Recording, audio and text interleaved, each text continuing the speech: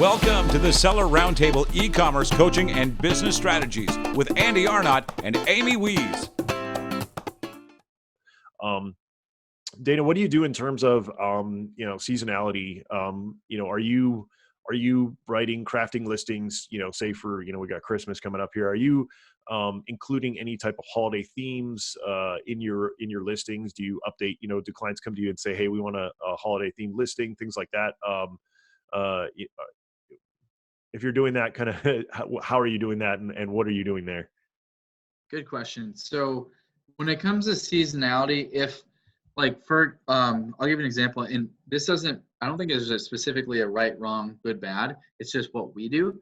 And I think that Amazon, as you know, and everybody probably knows, there's so many variables that we don't even know that we can give credit to something and it might not even be what was the reason that something worked well.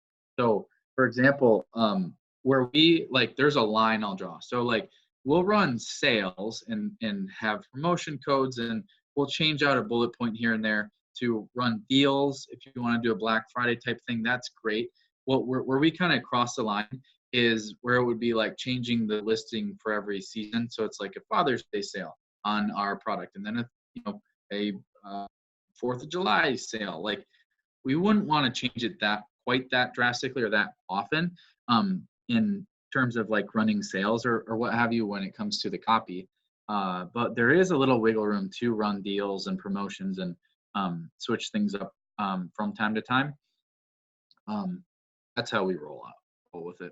Yeah, that makes sense. We target a few holidays for some of our kind of more giftable items, but we also try to keep that to a minimum. We also have the listing written in a way though that we don't really have to change it. It's written well enough to where we've got all the keywords that would convert for either one of those holidays. It just comes down to targeting those once you get close to those holidays with offsite traffic, PPC, things like that. We got a quick question from the audience. Harsh is asking, I heard that changes to existing listing will make it re-index. As a result, sales may go down in the short run. Is that true? That is true.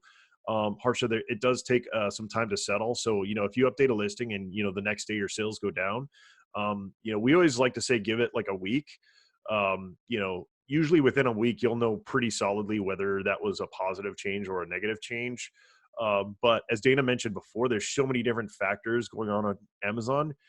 It's really hard to get, a good A/B test on Amazon because, somebody, some school might come in and say, oh, we need 50 of these widgets for our 5th grade class.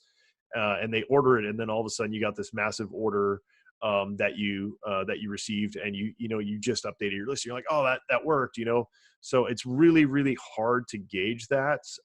That being said, I mean, me, I'm always talking about turning dials. I always love to turn dials, but I think a week is a good test. And if it doesn't improve, then maybe go back. Now we're coming into Q4 now, so in Q4, kind of every day, or every other day, you'll see some slight lift in sales usually. At least we're high volume, so for us, we can kind of see every day it start ticking up a little bit more. So it's a lot harder to test listings in Q4 in terms of changing them and seeing if it's an effective change or not. So I just gave you a complex answer for one that's gonna continue to be complex, but yeah, it's worth trying. I always say though, if it ain't broke, don't fix it. I mean, if you're getting good sales and good volume and it's continuing to climb day after day after day, leave it alone. Because of that re-indexing, you could make a negative change, and then even if you change it back to the way it was before, we've seen that happen before where it doesn't drop right back to where it was before. So if the listing is working and increasing day, every day, every week, you're seeing an uptrend, then I would not touch it. Dana, anything you want to add to that? No, well said. And yeah, I will double down on the fact that yes, it will de-index, and expect that. And a week is a great measure as well. So and then just again zooming out, I used to be in the weeds so bad, every 10 seconds I'm refreshing the stats, and so I get I'm a freak with that. But the more you can zoom out and average stuff, so instead of focusing on the day to day, because there's so many factors that come in, I mean, like a holiday can throw stuff off. A hurricane can throw stuff off. Like there are so many things that are out of our control that impact our sales that we go mad trying to like react to every single change. So zoom out as best you can. Look more at weeks, that kind of thing. Look at the year. Just make sure it's trending upward. That'll alleviate a lot of the anxiety that comes with like the sudden changes, like de-indexing and all that. Absolutely. So, Dana, what do you see in terms of people writing headlines and bullet points? I know you mentioned using all the space, which is a good tip. Amy and I always you know pound that into people's minds. We also love people to fill out the back end as much as possible with the accessory fields and those kinds of things. But what mistakes do you see? A lot of like majority, like when your clients come to you. What are you seeing in the headline and in the bullet points that you're like, oh, here we go again? Yeah. Surprising. One of the big things is just they don't use all the space. So that's not everybody. That's maybe half, but that's such an easy fix right there, everybody. Like you know how many more keywords you can fit like in just a few characters. It's crazy. So that's like the first thing. And then I'll double down on that. With using all the space, one of the coolest things about being a copywriter is we can figure out how to get the same point across or say the same thing with fewer characters. That's what Amazon has taught me, and I'm so like grateful for that. It's so cool. So after you go through, and now you don't have much wiggle room with long tail keywords, of course, but I like what Andy suggested earlier. I call it going for 2-for-1s, where you can park a phrase in between two long tails and it becomes one really long one, but it's more like 2 or 3 all at once. So that's awesome. But when it comes to the actual copy side of it in like the non SEO part of your listing, like reduce it and say the same thing with fewer words. Okay, so you can use abbreviations too, like in some places and all that. And then as far as headline and bullet points specifically, like let's break this down. I love zooming out. I don't know, it just makes more sense to me because it seems like it's easy to get caught in the weeds as a seller with all the different tactics out there. But let's zoom out. Like your title, what's the point of it? 2 things, literally 2 things. Number 1, get you indexed in the search results as high as possible. That's great. Now here's a cool thing, guys. Test this there if you want. There isn't really that strong of a correlation between how high you're listed in the search result and how much money your listing makes. So number 1 is great, yes, but that doesn't guarantee you're gonna make all that money. Do a like search sometime. Okay, so don't sweat it if you're not the top like 1 or whatever. Like you can still make money as long as you're on page 1. So get listed. That's half of the battle with the title. The second half of the battle that people don't do well and that you guys can take to the bank right now is you got to get clicked on. Like there has to be reasons for them to click on you over everybody else. Because what does it matter? That's proving my point or my theory that there's not a strong correlation between where you fall in the search result and how much money your listing will make, because just because you're 1, 2, or 3, it's not Google, it's Amazon. People are more scroll happy. They're looking at other things. So they're looking at price, reviews, right? And then your title. It's a lot easier to compete on your title than it is on price or reviews, right? At least that's my philosophy. So make your title more enticing to get them to click on it over all other options, right? And be very careful because the title is by far, as you know, the most policed portion of the listing. So don't use naughty words that'll get you in trouble, of course. But make it enticing. So that's the first half of like the title. Now the second half of the bullets. What's the point of the bullets? Think of this. It's again 2 things. Number 1, as Andy knows well, it's to get more keywords in there. Okay, so when you can slam more, you got a lot more room in the bullets than you do the title to get those keywords in. And yes, they do make a difference in the bullets. They do get indexed.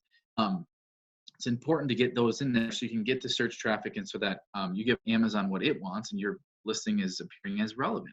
Secondly, though, in my opinion, most importantly, is it converts visitors once they get there. That's the point of the bullets. It's getting someone from like opening the door into your shop to eating something on the counter to buy. That's what your bullets do.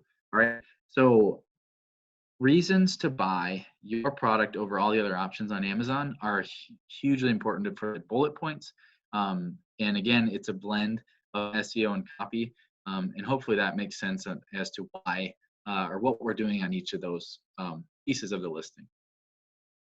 Yeah, absolutely. All right, Kevin, let's see. Filling the space. Fantastic. Nice little SEO listing there in the chat. So yeah, Dana, one of my favorite characters is the and symbol. Just that going through and replacing and with and is huge, and I've learned that on social media as well. I always go like write something out and then go back and replace and with the and, with the and sign, and that's just a little example of some shortcuts and ways to save space. So Dana, we were talking about this a little bit before we got going on. I'm going to put you on the spot because I went on your website and saw that you were at I think it was called I think they were still calling it ASM or something like that. It's now SellerCon.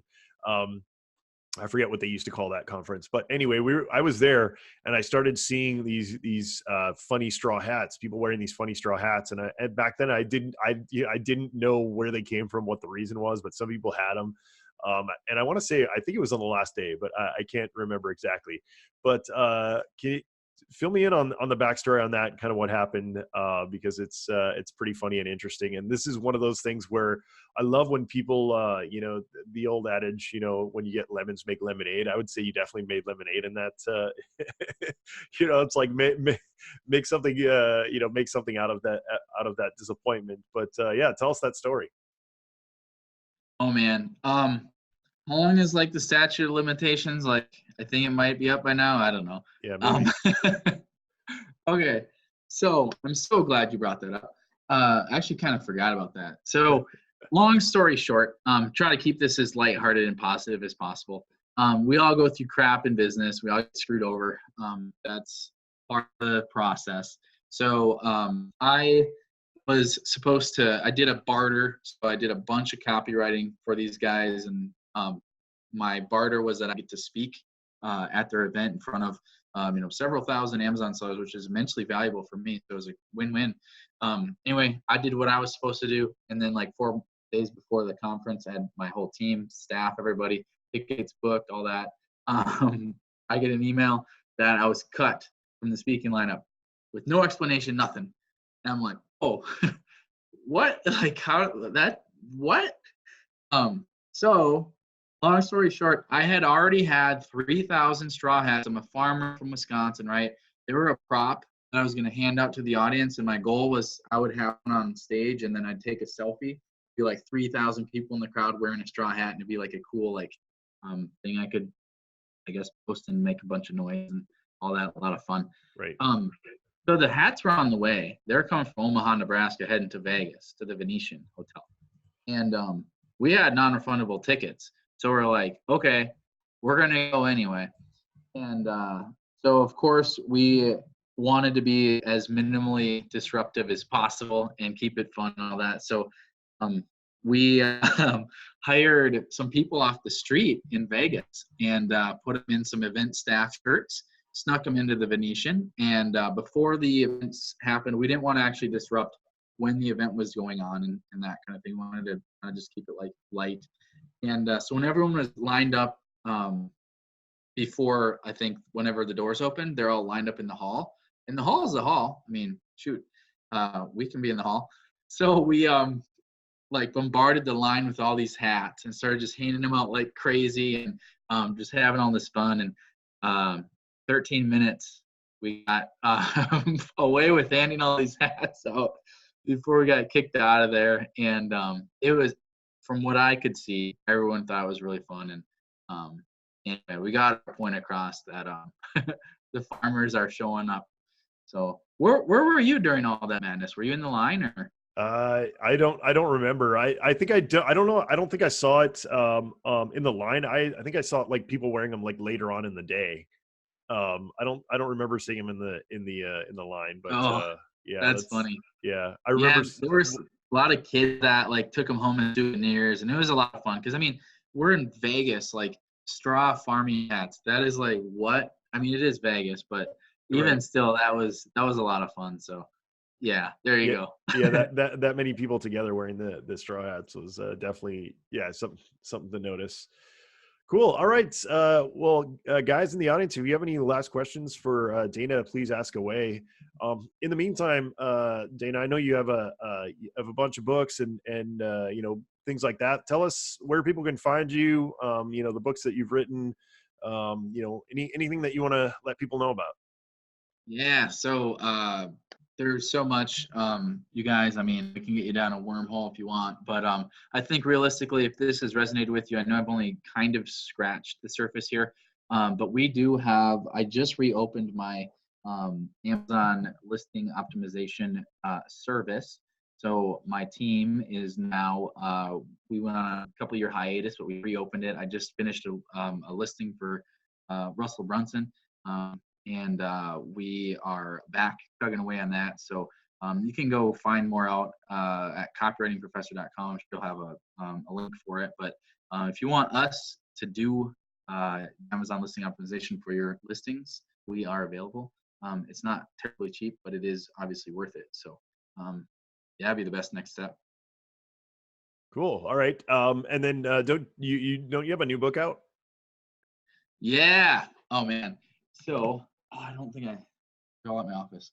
So I just came out with a book. Yeah. So being in this game for over a decade of business, I finally think I've figured out like the one thing that every single business can do to be successful, even especially Amazon sellers. So I came up with a book called The Truth About Business.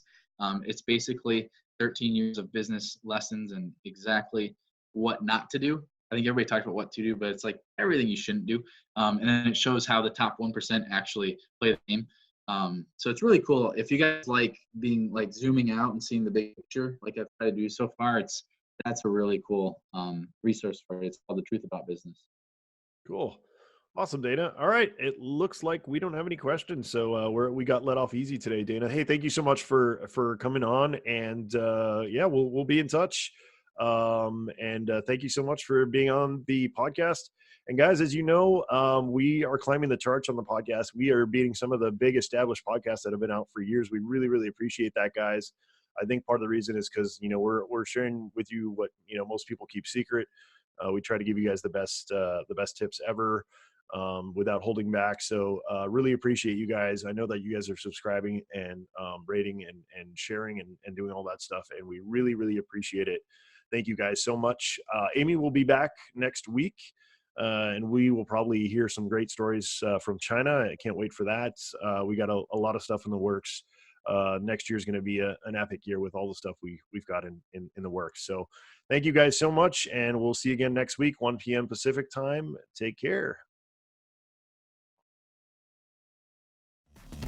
Thanks for tuning in. Join us every Tuesday at 1 p.m. Pacific Standard Time for live Q&A and bonus content after the recording at sellerroundtable.com. Sponsored by the ultimate software tool for Amazon sales and growth, sellerseo.com and amazingathome.com.